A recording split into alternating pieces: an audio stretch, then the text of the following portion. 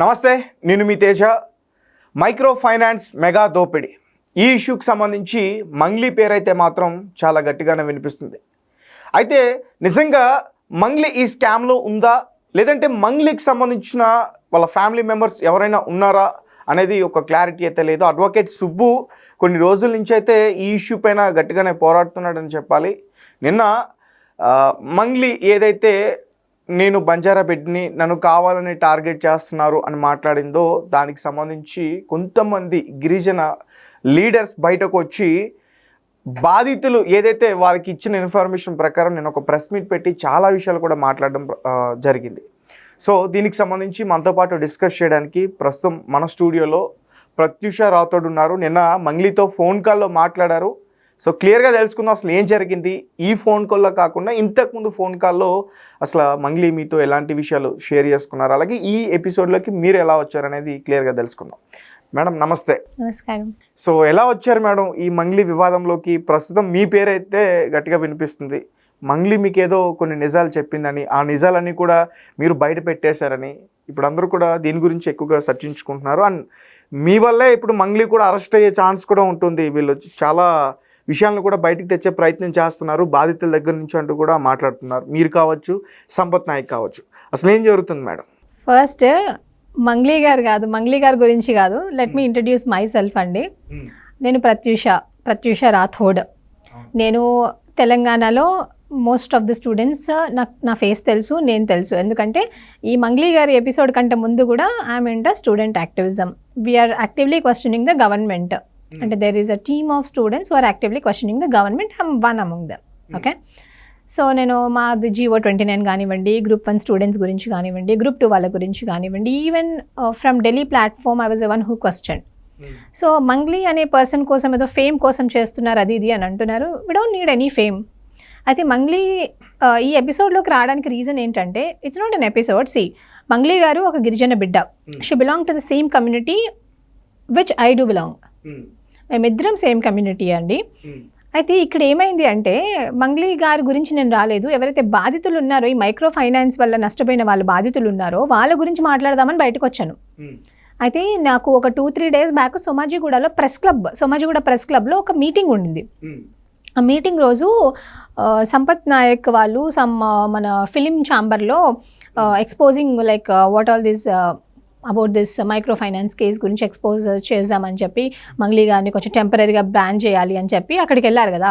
So ఆ particular డేని అక్కడ సోమాజిగూడ ప్రెస్ క్లబ్లో ప్రెస్ మీట్ జరిగింది. సో అక్కడ నన్ను చాలామంది అడిగారు, కొంతమంది ఉమెన్ 33% రిజర్వేషన్ గురించి మాట్లాడండి, డీలిమిటేషన్ గురించి మాట్లాడండి, అందులో కొంతమంది మీడియా నన్ను మంగ్లీ గారి గురించి మాట్లాడండి అని అడిగారు. అప్పుడు నేను ఏం చెప్పాను అంటే, నాతో కొన్ని ఫ్యాక్ట్స్ ఉన్నాయి, నాకు తెలిసింది కొంచెమే. వన్స్ ఆఫ్టర్ నా కమ్యూనిటీ వాళ్ళు ఏదైతే ఉన్నారో, నా కమ్యూనిటీ వాళ్ళు కొన్ని ఎక్స్పోజ్ చేశాక, అంటే ఇప్పుడు సంపత్ నాయక్ గారు కానివ్వండి, మిగతా వాళ్ళు ఆఫ్టర్ ఎక్స్పోజింగ్ దెన్ నేను అప్పుడు చెప్తాను, నేను నా వర్షన్ ఏంటనేది అప్పుడు చెప్తాను, నా ఒపీనియన్ ఏంటనేది నేను అప్పుడు చెప్తాను అని అన్నాను. ఆఫ్టర్ 2 days మళ్ళీ మీడియా వాళ్ళు నార్మల్గా అడుగుతారు కదా, ప్రత్యూష గారు you belong to the same community, మీరు ఎందుకు రెస్పాండ్ అవ్వట్లేదు, మీ పేరు వెనకాల ప్రత్యూష రాథోడ్ అని ఉంది, మీరు డెఫినెట్గా రెస్పాండ్ అవ్వాలి దీని గురించి అని అడిగారు. అడిగినప్పుడు నేను అన్నాను, fine done, I'll tell what ever I felt.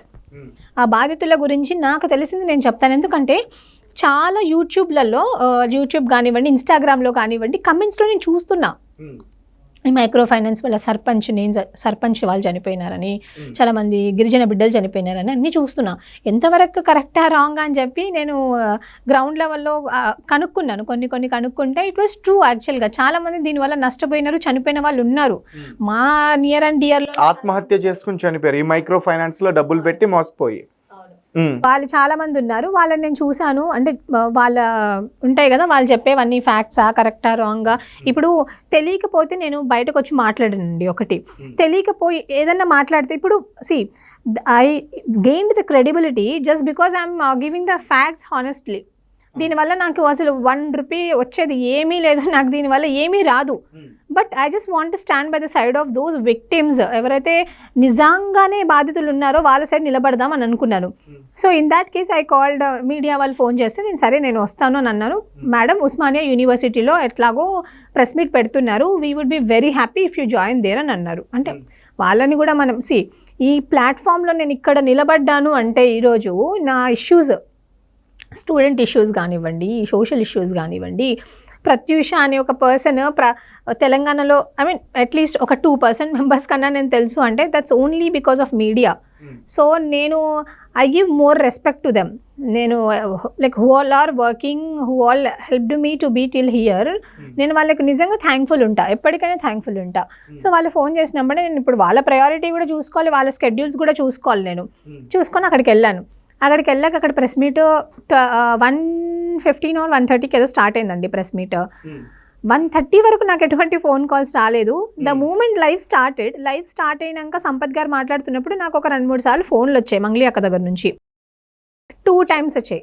అన్ఎక్స్పెక్టెడ్గా వచ్చాయి కాల్. అన్ఎక్స్పెక్టెడ్గా వచ్చాయి. 2 times ఫోన్లు వచ్చాయి. ఒకసారి మెసేజ్ వచ్చింది, కాల్ మీ అని చెప్పి మెసేజ్ వచ్చింది తన దగ్గర. బేసికల్గా తను ఎప్పుడు నాకు డే టైమ్స్ ఫోన్ చేయదు. నాకు 2 years అనుకుంటా అండి, 2 years నుంచి అక్క తెలుసు. 1.5 year 2 years అనుకోండి. నాకు అక్క తెలుసు, కానీ ఇప్పటి వరకు నేను ఎప్పుడు కూడా అక్కని పర్సనల్గా కలవలేదు, డైరెక్ట్గా మాట్లాడలేదు. ఒకసారి ఏదో ఆ రామ్మోహన్ నాయుడు సంథింగ్ అక్కడ ఒక ఇష్యూ జరిగింది ఆంధ్రాలో. సో అప్పుడు అక్క very everything will be fine అక్క అని చెప్పి అప్పుడు ఒక్కసారి మాట్లాడాను నేను అక్కతో. తర్వాత March 25th అక్క ఏదో స్టేటస్ పెట్టుకున్నారు. నేను ఆ స్టేటస్కి కూడా రిప్లై ఇచ్చాను, మీరేం టెన్షన్ పడకండి అక్క,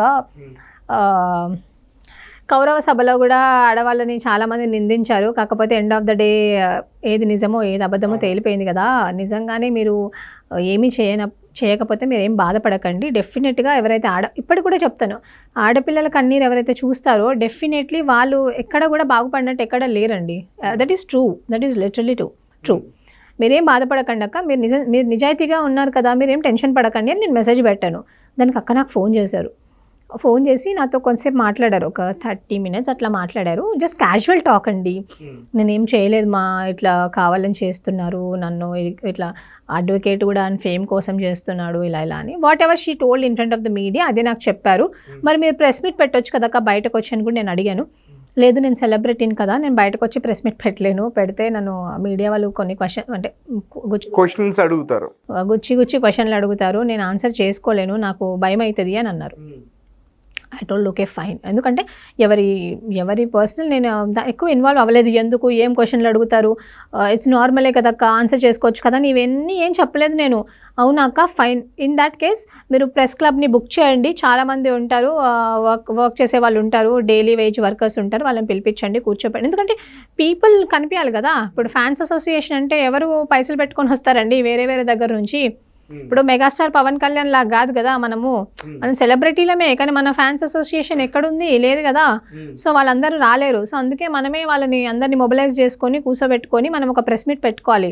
when in that case when you can't come and attend to the press meet, you ask someone to host a press meet, you ask someone to mobilize the people, you ask someone to speak on behalf of you, in support of you అని చెప్పా. That's the last call అండి. తర్వాత ఆ particular day yesterday నేను press మీట్లో ఉన్నప్పుడు నాకు అక్క ఫోన్ చేసినప్పుడు నేను 2 సార్లు ఫోన్ కట్ చేసిన, సైలెంట్లోనే, అంటే ఇట్స్ వైబ్రేటింగ్, ఇట్లా బైక్ మీద ఇట్లా పెట్టున్నాయి మైక్స్ పెట్టున్నాయి, అక్కడే నా ఫోన్ కూడా ఉంది, అది వైబ్రేట్ అవుతుంది. అప్పుడు ఆ టాపిక్ ఏమొచ్చిందంటే మంగ్లీ గారు మా అందరికీ ఫోన్ చేస్తున్నారనే టాపిక్ వచ్చింది. సంపత్ గారు హీ రేస్డ్, మంగ్లీ గారు నాకు ఫోన్ చేస్తున్నారు, మంగ్లీ అమ్మ నాకు ఎందుకు అని సంపత్ గారు రేస్ చేసి, సంపత్ గారు కూడా కాల్ చేశారు. నాట్ ఓన్లీ సంపత్ గారు, మా కమ్యూనిటీలో చాలా మందికి మంగ్లీ గారు ఫోన్ చేసిన విషయం వాస్తవమే. షీ ట్రై టు టెల్, నేనేం చేయలేదు, ప్రయత్నించారు కూడా, నేనేం చేయలేదన్నా, నాకు ఇప్పుడు నా జాతి నాకు సపోర్టివ్గా ఉండాలి, ఎందుకంటే కావాలని చేస్తున్నారన్నా, అందరూ నన్ను డిఫేమ్ చేయడానికి చేస్తున్నారు అని చెప్పి అక్క చెప్పారు. అలా ఇన్ దట్ ప్రాసెస్ సంపత్ గారికి కూడా కాల్ చేశారు. మరి నాకెందుకు ఫోన్ చేశారో నాకు తెలియదు. It's live, it's going on, it's live. అక్క నాకు ఫోన్ చేశారు. నాకు ఫోన్ చేసినప్పుడు కూడా నేను 2 times ఆ ఫోన్ ఎత్తలేదు. తర్వాత కాల్ మీ అని మెసేజ్ కనిపించింది. నా చుట్టుపక్కల చాలా మంది ఉన్నారు, మీడియా వాళ్ళు ఉన్నారు, అందరూ ఉన్నారు. ఫోన్ వాజ్ లైక్ దిస్ అండి, ఈ స్క్రీన్ మీద కాల్ మీ అని పడింది, మంగ్లీ అక్క అని ఉంది.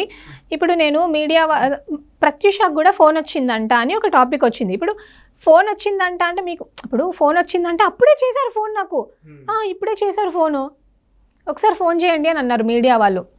ఇప్పుడు ఫోన్ చేసి మీడియా వాళ్ళు అన్నారు, మిగతా వాళ్ళు ఫోన్ చేయండి, మా ఫోన్స్ ఎలాగో ఎత్తట్లేదు, at least letters speak, we're in the live కదా, అడిగి కనుక్కుందాం అనేసి ఫోన్ చేయమంటే నేను ఇట్స్ నాట్ యూనో అదేదో పెద్ద క్రైమ్ కాదండి ఫోన్ చేస్తే. సరే అని ఫోన్ చేయమన్నారు కాబట్టి ఫోన్ చేశాను. ఫోన్ చేసి కూడా నేను ఆమె నాతో క్యాజువల్గా నన్ను మాట్లాడినివ్వలే. ఫస్ట్ ఆమె మాట్లాడుతున్నారు, నేను మాట్లాడలేదు. ఫస్ట్ కేస్ ఆమె స్టార్ట్ చేశారు, మాట్లాడారు, ఎక్కడున్నావురా అది కూడా అడగలేదు. అట్లా ఇలా నీకు ఒకరు తెలుసా తిరుమలేష్ రెడ్డి అని సంథింగ్, నీకు ఈయన తెలుసా? అతను యాక్చువల్గా తిరుమలేష్ రెడ్డి కాదు, తిరుమలేష్ రెడ్డి అని నేను విన్నాను. కాదా తిరుమలేష్. ఓకే, తిరుమలేష్ అనే పర్సన్ నాకైతే అలానే వినిపించింది అక్కడ. నీకు యాక్చువల్గా అది నా మిస్టేక్. నేను అతన్ని తిరుమలేష్ రెడ్డి అని ఫస్ట్ నుంచి నేను పిలిచాను. సో అతను ఎవరనేది నాకు క్లియర్గా చెప్పారు అతను. అయితే తిరుమలేష్ రెడ్డి అని నాకైతే అక్కడ అదే వినిపించిందండి, తిరుమలేష్ గారు. ఓకే, సో ఆ అన్న గురించి అడిగారు, ఎవరో నాకు తెలియదండి. నేను యాక్టివిజంలో ఉన్న సంగతి నిజమే, కాకపోతే నాకు ఎటువంటి పొలిటికల్ అఫిలియేషన్స్ లేవు, ఇప్పటివరకు అయితే ఎటువంటివి లేవు.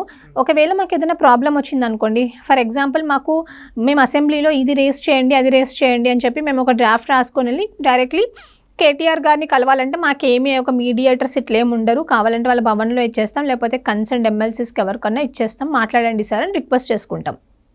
అపార్ట్ ఫ్రమ్ దట్ మాకు అసలు ఎవరు తెలీదు. అలానే ఇన్ దట్ కేస్ ఆమె నన్ను ఫోన్ చేసి, నీకు తిరుమలేష్ అనే పర్సన్ తెలుసా, తెలియకపోతే కనుక్కో, గద్వాలే కదా మీది, గద్వాలే కదా అని అన్నది.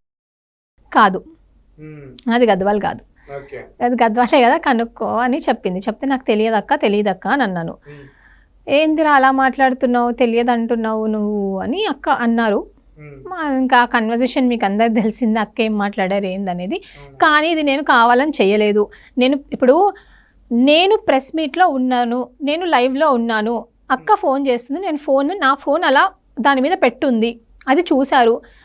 అక్కడ టాపిక్ ఏంటంటే మంగ్లీ గారు ప్రతి ఒక్కరికి ఫోన్ చేస్తున్నారు, తర్వాత మేము ఫోన్ చేస్తుంటే ఎందుకు ఎత్తట్లేదు అనే టాపిక్కే, దాని గురించి మాట్లాడారు. అప్పుడే సంపత్ గారు నా ఫోన్ తీసుకొని, హలో మంగ్లీ మే సంపత్ భయ్యా అన్నారు. భయ్యా అంటే అన్న, నేను సంపత్ అన్న మాట్లాడుతున్నా అంటే మీరు టక్కుని ఫోన్ కట్ చేశారు. అట్లీస్ట్ ఆమె మాట్లాడాల్సింది కదా. ఆయన కాల్ చేసింది ఆల్రెడీ, మళ్ళీ ఆయన కాల్ చేస్తే కట్ చేయడం ఎందుకు? అదే చెప్తున్నా కదా నేను. ఇప్పుడు ఆమె అట్లీస్ట్ లేదన్నా, నేనేం చేయలేదన్నా, ఇలాంటివి ఏదైనా మాట్లాడినా అయిపోయేది. ఆమె టక్కున ఫోన్ కట్ చేశారు. తర్వాత ఇంకా నాకేం ఫోన్ అయితే చేయలేదు. సో అక్కడ జరిగింది ఇది. వీళ్ళేమో ఎవరికి నచ్చినట్టు వాళ్ళు ప్రత్యూష నమ్మక ద్రోహం చేసిందంట, ఆమె ఫోన్ చేస్తే ఈమె ఫోన్. ఏంటండి ఏం మాట్లాడుతున్నారు మీరు? ఈరోజు లక్షల మంది, వేల మంది, వందల మంది చనిపోతున్నారండి. చాలామంది చనిపోయారు ఈ మైక్రో ఫైనాన్స్లలో ఇన్వెస్ట్ చేసి. మీకు వాళ్ళు కనిపిస్తలేరు కానీ ప్రత్యూష ఫోన్ ముందు పెట్టింది, ప్రత్యూష మాట్లాడేది వినిపించింది, స్పీకర్ పెట్టింది. ఏంటండి ఇది ఇంత సిల్లీగా? రేపు పొద్దున మిమ్మల్ని ఎవరు నమ్ముతారు? నమ్మకండి, నమ్మితే ఇలాంటి వాళ్ళని నమ్మండి. రమావతి మధు లాంటి వాళ్ళు, ఇలాంటి వాళ్ళని నమ్మండి. ఆల్రెడీ నమ్మి సర్వస్వం మొత్తం అమ్ముకున్నారు కదా, అలాంటి వాళ్ళని నమ్మండి. నేను నమ్మమనట్లేదు, మీరు బాగుపడండి. ఇప్పుడు ప్రత్యూష ఫోన్ కాల్ అంటున్నారు కదా, అసలు ఎవరా తిరుమలేష్ గారు? నాకు కూడా తెలియదు. పోనీ ఆయన వల్ల నా ఫోన్ కాల్ వల్ల మీకు ఏమైనా బెనిఫిట్ అవుతుందో అది చూడండి మీరు. అంతేగాని ఏంటండి నమ్మక ద్రోహం? నాకు అర్థం కాదు. ఇంతమంది మీడియా 10-20 ఛానళ్ళు నా ముందు నిలబడి ప్రత్యూష గారు మీరు ఫోన్, మీరు ఒక్క ఫోన్ కాలే నమ్మక ద్రోహం అని అనుకుంటే, మరి ఆమె ప్రెస్ మీట్లో చెప్పినవి, అలాగే మరి ఇంతకుముందు స్కామ్లో ఆమె పేరు వినిపించింది, ఎంతమంది బాధితులు ఉన్నారు, మరి వాళ్ళు రోడ్డుని పడ్డారు, మరి దాన్ని ఏమంటారు? నేను అదే చెప్తున్నా కదా, ఎంతసేపు నువ్వు ఇది చేసావు, నువ్వు నమ్మక ద్రోహం అని అంటున్నారు. ఈరోజు నేను నా గిరిజన బిడ్డల, మీరు నమ్మరండి, whoever my community, I stood stronger for them. నేను ఆ అమాయకమైన బిడ్డల గురించి బయటకు వచ్చి మాట్లాడిన తప్పితే నాకు ప్రతి ఒక్కరికి చాలా పనులు ఉంటాయండి. నాకు దీనివల్ల జీరో బెనిఫిట్. వాళ్ళైనా స్కాములు చేసి వాళ్ళు బెనిఫిట్ అయినారేమో, నాకు దీనివల్ల జీరో బెనిఫిట్. ఈరోజు నేను ఇక్కడికి వచ్చి కూర్చున్నా అంటే ఈజీగా రారండి ఎవరు కూడా. ఇక్కడికి ఇంత ధైర్యంగా వచ్చి కూర్చుని అంటే చాలా కష్టం. నా గిరిజన తండాలలో 20-25 ఇయర్స్ వరకు పెళ్ళిళ్ళు చేసేస్తారు. సీరియస్లీ, నేను ఈరోజు ఇంతవరకు వచ్చిన అంటే it's only because of my parents, my community and the media. Seriously, my parents, my community and my media. ఎందుకంటే without them I'm zero. And moreover especially my friends, few of my friends really they helped me to be till here. ఈరోజు మీరు నన్ను నమ్మక ద్రోహం చేసినావు అంటే నేను నమ్మక ద్రోహం చేయలే. నమ్మక ద్రోహం చేయడం అంటే ఏంటి అసలు? నాకు ఆమె ఏమన్నా, మీరే చూడండి, ఆమె నన్ను నమ్మి ఫోన్ చేసిందంట. నేను ప్రెస్ మీట్లో ఉన్నానండి, అది లైవ్ టెలికాస్ట్ నడుస్తుంది.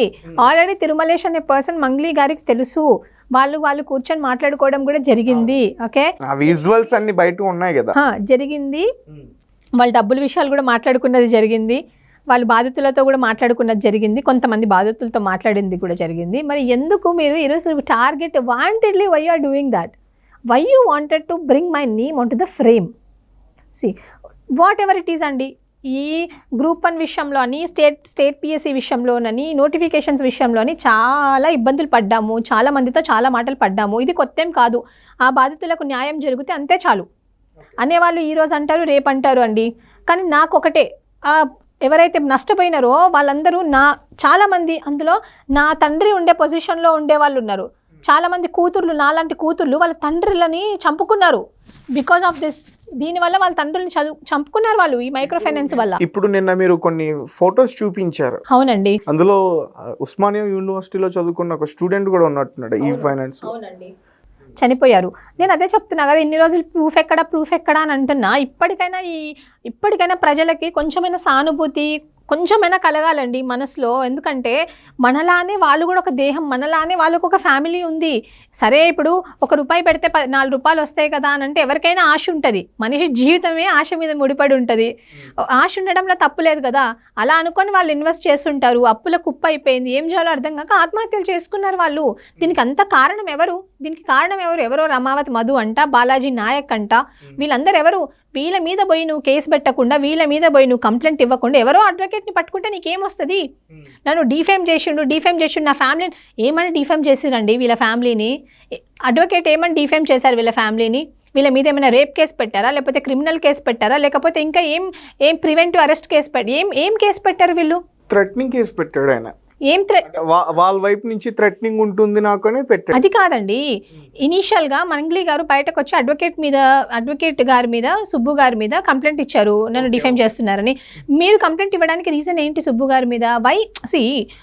ఫస్ట్ థింగ్, మీరు కూర్చొని ఎక్కడో సెటిల్మెంట్ చేసుకుందాం అనుకున్నారు, అది కరెక్ట్, అది ఫెయిల్ అయ్యింది. అండ్ మోర్ ఓవర్ బయటకు వచ్చే కథనాలు చాలా మంది అక్కడ లైవ్లో ఉండే వాళ్ళు కూడా చెప్తున్నారు, మీరు చాలా అరగెంట్గా మాట్లాడారు ఆయనతో అని చెప్పి. మీరు ఎంత పెద్ద అయినా ఉండనివ్వండి, నేను ఒకటి చెప్తాను. ఇప్పుడు ఫర్ ఎగ్జాంపుల్ నేను ఒక IAS ఆఫీసరే అనుకోనివ్వండి, మా నాన్న ఒక కానిస్టేబుల్ జాబ్ అనుకోనివ్వండి. మా నాన్నకి రెస్పెక్ట్ ఇవ్వాలా లేదా? పెద్ద చిన్న రెస్పెక్ట్ ఇవ్వాలా లేదా? మీకంటే సుబ్బు గారు పెద్దే కదా, మరి ఇందాటి కేసు మీరు కొంచెమన్నా రెస్పెక్ట్ ఇవ్వాలా లేదా?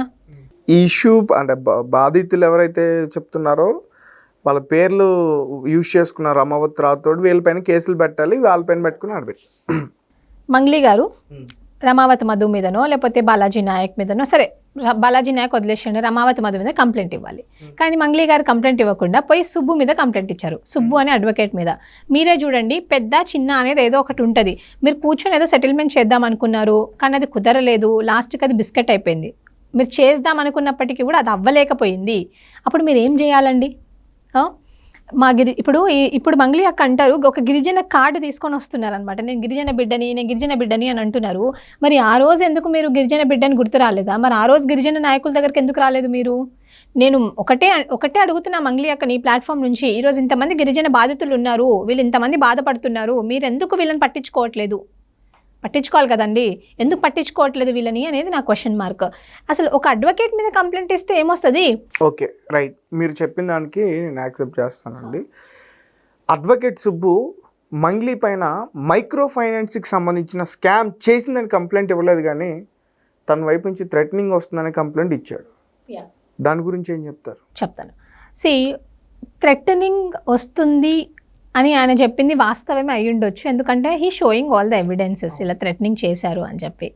ఇంకోటి ఏంటంటే మన లైవే కనిపిస్తుంది, ఎవరో CI ఆయనకు అసలు ఆ టెస్ట్ ఎందుకు చేశారు?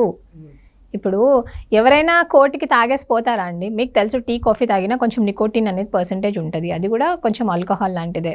సో ఎవరైనా చేస్తారా అసలు? అది అని పెట్టడంలో తప్పలేదు థ్రెటనింగ్ కేసు. ఎందుకంటే ఈరోజు చేయనప్పుడు ఎవరు పెట్టరు, he have all the evidences అండి, ఇంతకుముందు కూడా మంగ్లీ గారు, మన సుబ్బు గారు, సంథింగ్ కార్తిక్ అని చెప్పి తన ఐడోంట్ ఫస్ట్ డే వచ్చారు కదా, వీళ్ళందరూ మాట్లాడుతుంటే ఆయన ఒక మీడియాకి చెప్పారనమాట, మంగ్లీ గారు చాలా అరగెంట్గా మాట్లాడారు అని చెప్పి.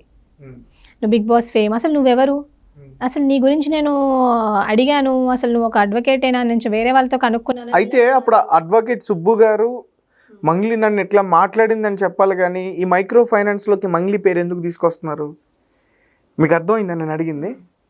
సో ఇప్పుడు ఆయన తీసుకురాలేదు. ఫస్ట్ చెప్తాను చూడండి. ఫస్ట్ డే సుబ్బు గారు, as per my knowledge what I understood I'll tell you, the very first day ఎప్పుడైతే ఈ ఇష్యూ స్టార్ట్ అయిందో అప్పుడు సుబ్బు గారు ఏం చెప్పారు, మన తొలి వెలుగు కానీ మిగతా ఛానల్స్, మన తొలి వెలుగు అనుకుంటా, ఈ ఛానల్స్కి ఏం చెప్పారంటే, ఇంతమంది బాధితులు వచ్చారండి, వీళ్ళందరూ మేము మంగ్లీ పేరు చెప్పి ఒక రమావత్ మధు అని ఒకడు మా డబ్బులు అన్ని దోచుకొని పోయాడు, ఈ కేసు మీద వచ్చారని అన్నాడు ఆయన. అది మంగ్లీ కాకుండా నాలాంటోళ్ళో మీలాంటోళ్ళో ఉంటే ఆయన ప్రెస్ మీట్ పెట్టడు. ఎందుకు మంగ్లీ గురించే పెట్టారంటే, ఇలా ఎంతమంది బాధితులు ఉన్నారో బయటికి రావాల్సిన వాళ్ళు అని చెప్పి ఆయన మీడియా ముందుకు వచ్చి చెప్పారు. ఇప్పుడు 1,00,000, 2 లక్షలు, 20 లక్షలు, ఒక 30, 40, 70 లక్షలు ఉంటే ఎవ్వడు పట్టించుకోడు. కానీ కోట్ల రూపాయల స్కాము. అక్కడికి వచ్చిన వాళ్ళు కూడా గిరిజన బిడ్డలు, అమాయక బిడ్డలు, బాగా రిచ్ కిడ్స్, బిగ్ షాట్స్ కాదు. రైట్ మేడం, ఓకే, నేను ఒప్పుకుంటా. సరే, మీరు ఈ కేసు గురించి ఇప్పటివరకు చాలా వివరాలు ఖచ్చితంగా మీరు కావచ్చు, సంపత్ నాయ్ గారు కావచ్చు, చాలా వరకు సేకరించే ఉంటారు, మీరు కూడా తెలుసుకుని ఉంటారు. అయితే ఒక విషయం చెప్పండి, ఇప్పుడు బాధితులు 100 మంది అంటున్నారు, 150 మంది అంటున్నారు, 200 మంది అంటున్నారు. సరే, 200 మందిలోనే ఏ ఒక్కరైనా మంగ్లీ మోసం చేసిందని కేసు పెట్టిన ఎఫ్ఐఆర్ డాక్యుమెంట్ ఏదైనా ఉందా? ఈ రోజు కూడా నేనే కాదు, మిగతా నాయకులు కూడా ఏం చెప్తున్నారంటే, మంగ్లీ ఇప్పుడు నేను చెప్పడం పక్కన పెట్టండి, ఎవరైతే గ్రౌండ్ లెవెల్లో బాధితులు ఉన్నారో వాళ్ళు ఏం చెప్తున్నారంటే, మంగ్లీ గారి పేరు చెప్పి మమ్మల్ని మోసం చేసి రమావత్ మధు అనే పర్సను మమ్మల్ని నమ్మించాడు. ఏమని, మంగ్లీ వాళ్ళ చెల్లెతో మాకు ఎంగేజ్మెంట్ అయిపోయింది, ఇదిగో మంగ్లీ వాళ్ళ తమ్ముడితో మా ఫోటోలు. మంగ్లీ అనే ఆమె ఒక గిరిజన బిడ్డ, ఒక పబ్లిక్ ఫిగర్ అండి. అంటే లైక్ ఆమె ఎవ్రీ టైం పాటలు పాడుతుంటుంది కమ్యూనిటీకి, ఇవన్నీ చూసి నిజమేనేమో, ఈమె ఒక కింది స్థాయి నుంచి కష్టపడి ఎదుగుతూ వచ్చింది ఇక్కడి వరకు, ఇది నిజమేనేమో అని వాళ్ళు నమ్మారు. ఓకే, నమ్మినప్పుడు ఆ అమాయక బాధితులు ఏం చేస్తారంటే, ఆమెను నమ్మి వీడి దగ్గర ఇన్వెస్ట్మెంట్ చేశారు.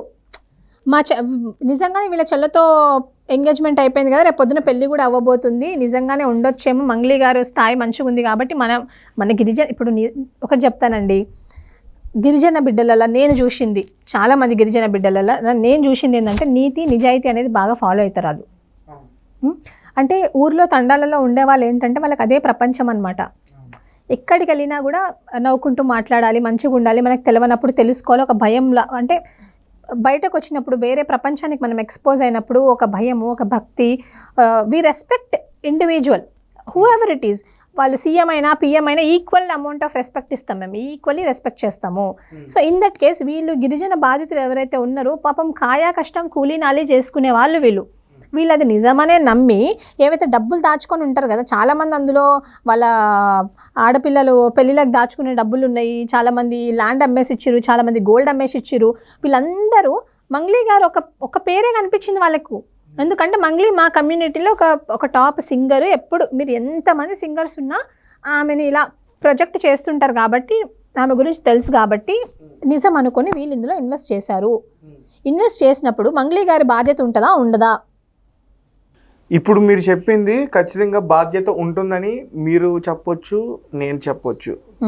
ఒకవేళ న్యాయ వ్యవస్థలో ఈ రకంగా ఇప్పుడు మనం ఏదైతే మాట్లాడుకుంటున్నామో ఈ రకంగా, అంటే ఒక మాటల ద్వారా చెప్తే న్యాయ వ్యవస్థ నమ్ముతుంది అంటారా? నేను అదే, మాటల ద్వారా ఒకరు చెప్తే ఇద్దరు చెప్తే కాదండి, ఇది కొంతమంది 100 మంది చెప్తున్నారు. ఇది వాళ్ళకి ఎలా తెలుస్తుందండి? ఇప్పుడు మంగ్లీ నేను సేమ్ కమ్యూనిటీ, నాకు తెలియదే మంగ్లీ వాళ్ళ సిస్టర్కి రమావత్ మధుకి ఎంగేజ్మెంట్ అయ్యిందనో ఎంగేజ్మెంట్ అవ్వబోతుందనో నాకు తెలియదే. అవన్నీ వాళ్ళ పర్సనల్ అండి, నాకు తెలియదే. ఇప్పుడు ఈ విషయాలన్నీ బాధితులకు ఎలా తెలుస్తాయి? వాట్ ఎవర్, ఈ విషయాలు బాధితులకు ఎలా తెలుస్తాయి? రమావత్ మధు చెప్తున్నాడుగా, అదే చెప్తున్నారు. రమావత్ మధు మంగ్లీ ఫేస్ న్యూస్ చేసుకున్నారు. సో ఈ బాధితులు, ఇప్పుడు రమావత్ మధు చెప్పింది బాధితులు నమ్మారు. ఈ బాధితుల దగ్గర పాపం రిసిప్ట్స్ కూడా ఉన్నాయి, వాళ్ళకి డబ్బులు ఇచ్చిన రిసిప్ట్స్ ఇలాంటివి కూడా ఉన్నాయి అన్నమాట. వాళ్ళు ఏం చెప్తున్నారు అంటే, మేము మంగ్లీ గారిని నమ్మినాకనే మేము డబ్బులు ఇచ్చినాము అని అంటున్నారు. వాళ్ళు తప్పేం చెప్పట్లేదు. ఇప్పుడు మంగ్లీ గారు ఏం చేయాలి? ఈ బాధితులు ఇప్పుడు ఒకరిద్దరు కాదు, 10-20 మంది 30-40 మంది ఉన్నారు. కోర్టు ఎందుకు నమ్మదు? అవును, రమావత్ మధు తప్పు చేశాడు, మంగ్లీ గారి పేరు చెప్పుకొని తప్పు చేశారు, మంగ్లీ గారు స్కామ్ చేశారని వాళ్ళు చెప్పట్లేదు కదా, మేము మంగ్లీ గారికి డబ్బులు ఇచ్చినామని చెప్పట్లేదు కదా. మరి మంగ్లీ గారు బయటకు వచ్చి ఏమనాలి?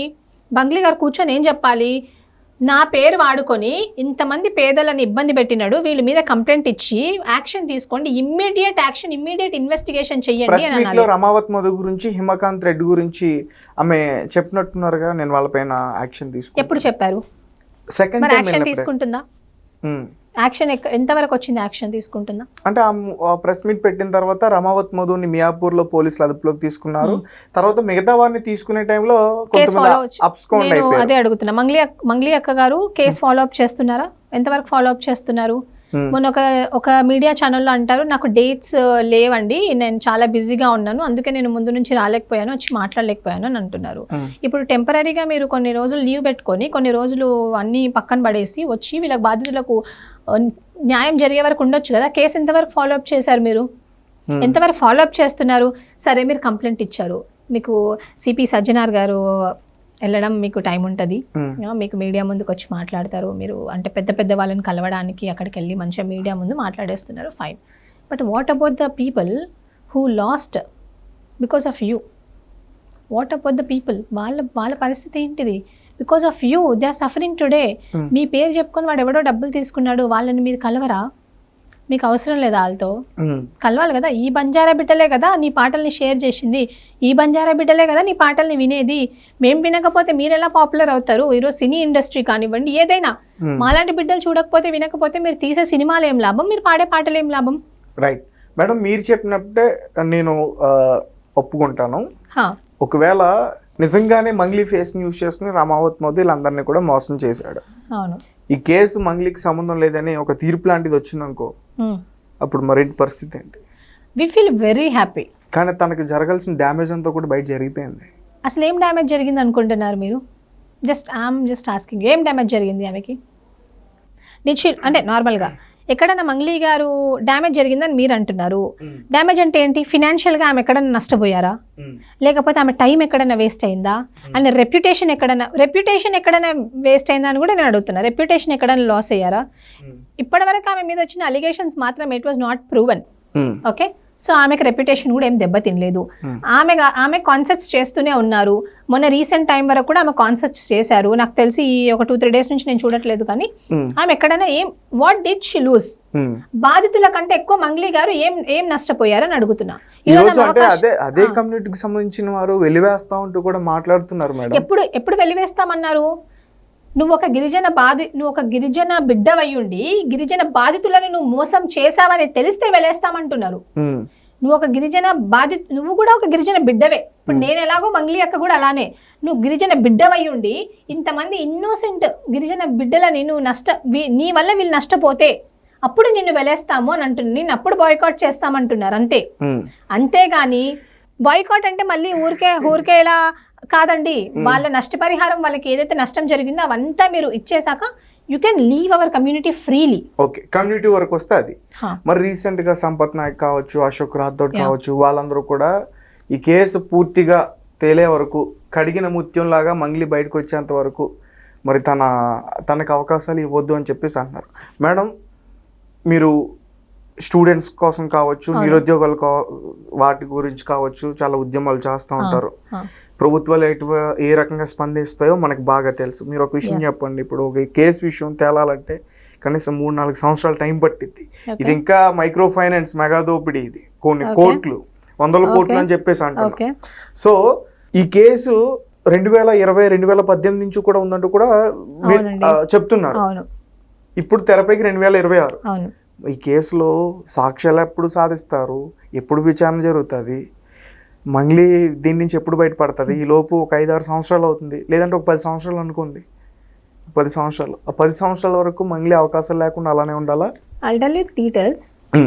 మంగ్లీ గారు తలుచుకుంటే ఎవిడెన్స్లు ఈజీగా సంపాదించవచ్చు. ఓకే, ఇవి ఒక్కసారి క్లియర్గా చెప్పండి మేడం. మంగ్లీ గారు తలుచుకుంటే ఎవిడెన్సెస్ ఈజీగా బయటకు వచ్చేస్తాయి. మంగ్లీ గారు గవర్నమెంట్ మీద ప్రెషర్, సజ్జనార్ మీద ప్రెషర్ తీసుకొస్తే, మంగ్లీ గారు అడ్వకేట్ ప్రెషర్ తీసుకొస్తే డెఫినెట్గా ఇవన్నీ జరిగిపోతాయి. మంగ్లీ గారిని టెంపరీగా బ్యాన్ చేయమని అన్నారు, పర్మనెంట్గా బ్యాన్ చేయమని లేదు. టెంపరీగా బ్యాన్ చేయమనడానికి రీజన్ కూడా ఏంటంటే, మంగ్లీ గారు ఒక ఇంటర్వ్యూలో ఏమన్నారు అంటే, నాకు టైం ఉండట్లేదండి అని అన్నారు. ఆల్మోస్ట్ ఒక 1 month 2-3 weeks తర్వాత అనుకుంటే ఆమె బయటకు వచ్చి మాట్లాడారు.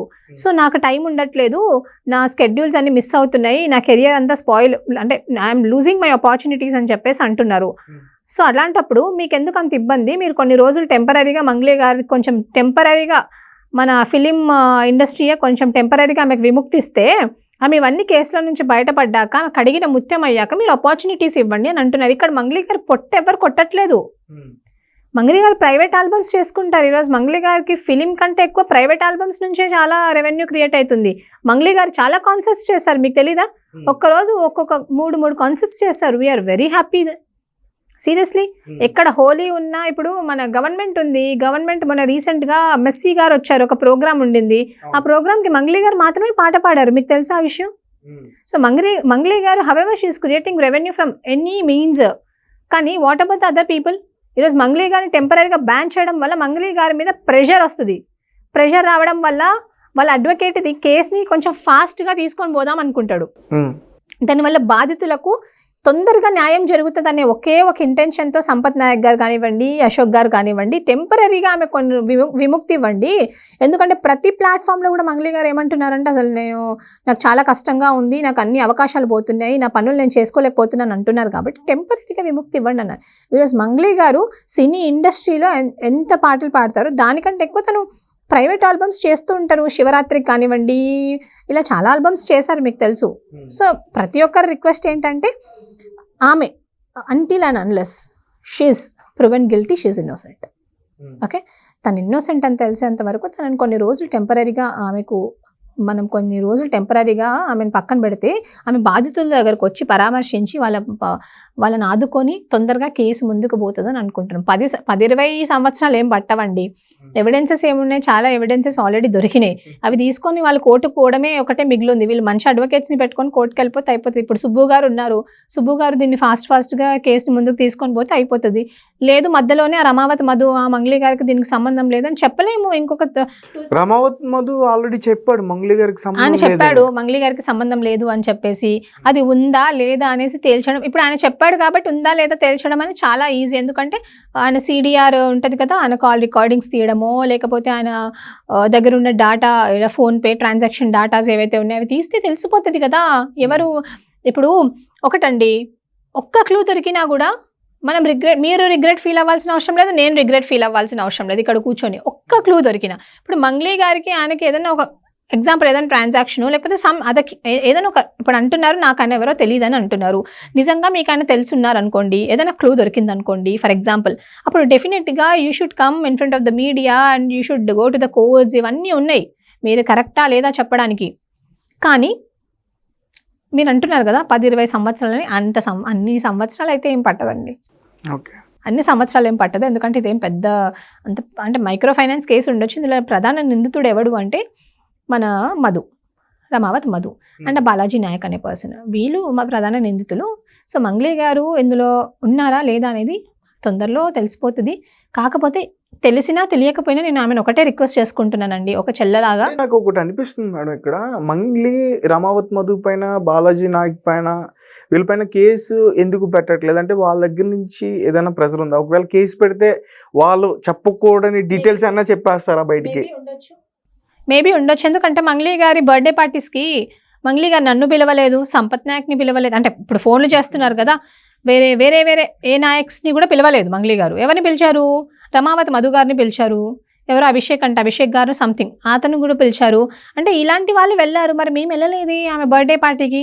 ఇప్పుడు ఈరోజు అందరూ నన్ను అంటున్నారు కదా, మంగ్లీ నీకు స్నేహితురాలు, నీకు ఫోన్ చేసింది, నువ్వు అయినా కూడా ఎట్లా ఫోన్ వినిపించినావని. మరి మంగ్లీ గారు నన్ను బర్త్డే పార్టీకి ఎందుకు పిలవలేదు? మరి నేను స్నేహితురాలనే కదా. దిస్ ఈజ్ మై క్వశ్చన్ అండి. ఇప్పుడు రమావత్ మధుకి ఏమీ సంబంధం లేదు అని అంటున్నారు, మరి మీ బర్త్డే పార్టీకి ఎందుకు వచ్చారు అక్కే అన్నారు. Close associates, dear and near వాళ్ళతో నేను బర్త్డే చేసుకున్నాను అన్నారు. మరి నా క్లోజ్ అసోసియేటా, మీ ఫ్రెండా, మీ ఫ్యామిలీయా, మీరు చెప్పండి. ఓకే, అది కూడా చెప్తున్నారు. 4 క్రోజా సంథింగ్ ఏదో డైమండ్ నెక్లెస్ అని చెప్పేసి అదో డైమండ్ నెక్లెస్ కూడా ప్రజెంట్ చేయడానికి వెళ్ళారని చెప్పారు. కానీ ఆ రోజు పోలీస్ ఫోర్స్ వల్ల వాళ్ళు చేయలేదని కూడా అన్నారు. సో దాని గురించి కూడా మంగ్లీ గారే ఆన్సరబుల్, ఆమెనే ఆన్సర్ చేయాలి దాని గురించి. నేనైతే ఒకటే రిక్వెస్ట్ చేస్తున్నానండి, తను చేసిందా నేరం చేయలేదా అనేది it's a secondary thing. But the primary thing is ఎవరైతే బాధితులు ఉన్నారో ఆ బాధితులకు న్యాయం జరగాలి. This is my primary demand.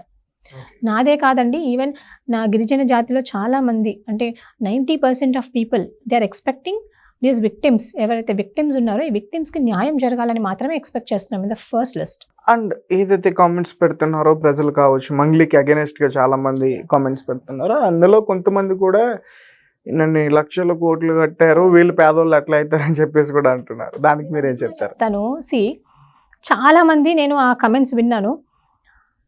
ఇప్పుడు చెప్పేటోడు కూడా ₹1 వాడికి ఎక్కువ వస్తుంది అంటే పక్కా he will also get into this. అక్కడ పెట్టిన వాళ్ళు కూడా వేరే ఎవరో కాదండి. ఇప్పుడు ఒక చిన్న ఎగ్జాంపుల్ చెప్తాను. రీసెంట్గా ఒక తండ్రి చనిపోయాడు, ఒక కూతురు పెళ్లి చేద్దామని చెప్పి ఒక 30-40 లక్షలు దాచుకొని ఆ డబ్బుల్ని ఆయన ఈ మైక్రో ఫైనాన్స్లో పెట్టడానికి రీజన్ ఏంది అంటే ఒకటికి డబ్బులు వస్తాయేమో నాకు డబ్బులు నా బిడ్డకి పెళ్లి చేద్దామని. ఈరోజు కట్నం లేకుండా ఎవ్వరు పెళ్లి చేసుకోవట్లేదండి, అది నిజం. ఏమన్నంటే సే నో టు డౌరీ అని అంటారు, కానీ 20 లక్షలు ఇస్తేనేమో ప్రైవేట్ జాబో లేకపోతే ఏదో జాబ్లెస్ ఆయననో ఇస్తారు. అంటే చెప్తున్నా సీరియస్గా, నేను సొసైటీని చూస్తున్నా కాబట్టి చెప్తున్నా. 40-50 లక్షలు ఇస్తే ఎవరో ఒక చిన్న గవర్నమెంట్ జాబ్ వస్తాడు. ఒక ₹1,00,00,000 ఇస్తే మాత్రం అప్పుడు ఒక పెద్ద గవర్నమెంట్ జాబ్, ఇంకా 5-6 crores ఇస్తే ఇంకా పెద్ద జాబ్ ఉన్నాడు. సో ఇలా పిల్లకి పెళ్లి చేయాలని చెప్తే ఎక్కడి నుంచి వస్తే చెప్పండి డబ్బులు.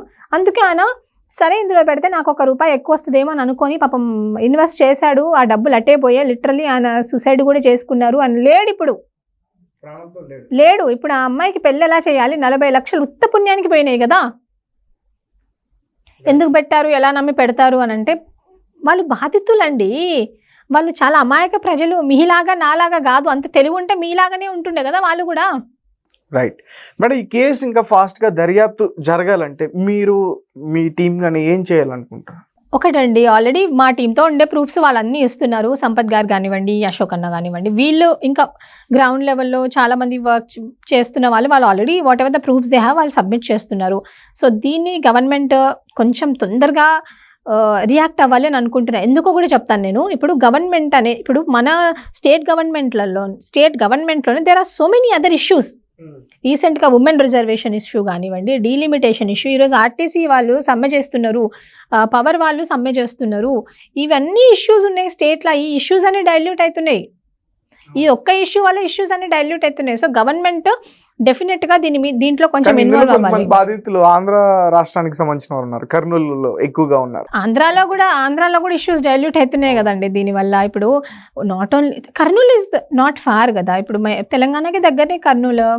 సో మహబూబ్ నగర్కి, నారంపేటకి దగ్గరలోనే కదా కర్నూలు అది.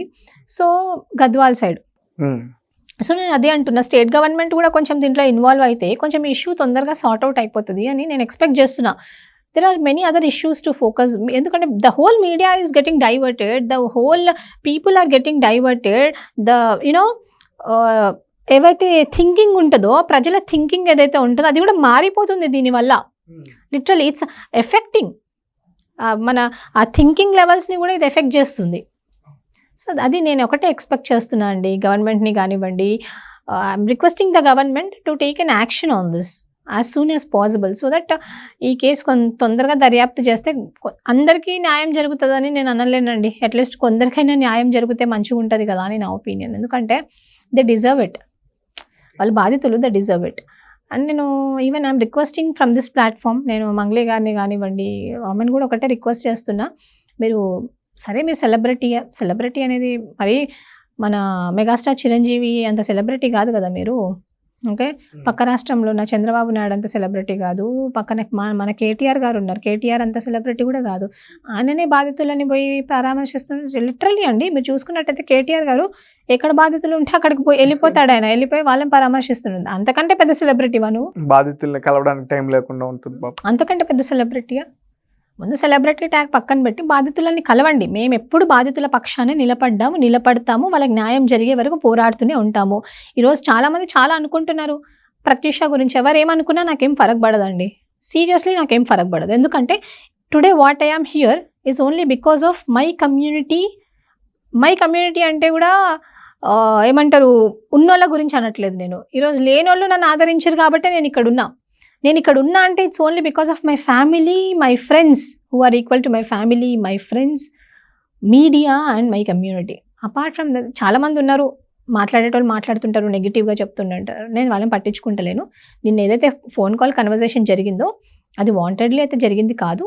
మరి అది భగవంతుడు మరి దేనికి చేశాడో నాకు తెలియదు.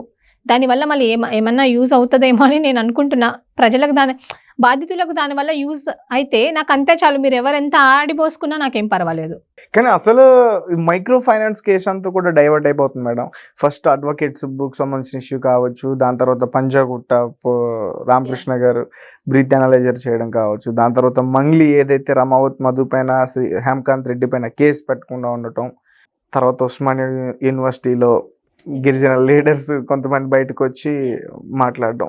It is it's taking time. కాకపోతే ఫర్ షూర్ ఇది ఒక ఎండ్కి వస్తుంది. ఆ ఎండ్కి రావాలంటే మాకు మీడియా సపోర్ట్ ఎంతకన్నా అవసరం. నేను మీడియాని కూడా మిమ్మల్ని కూడా రిక్వెస్ట్ చేసుకుంటున్నాను. ఎవరైతే బాధితులు మీరు సంపత్ నాయక్ కానీ మిగతా వాళ్ళతో డీటెయిల్స్ ఉన్నాయో మీరు తీసుకొని వాళ్ళ దగ్గరికి వెళ్ళి కూడా మీరు ఒకసారి మాట్లాడించండి. వాళ్ళు ఎవరికి ఇచ్చారు, ఎవరిని నమ్మి ఇచ్చారు అనేది మాట్లాడిస్తే things will come out as soon as possible. ఎందుకంటే I think this need to be sorted out.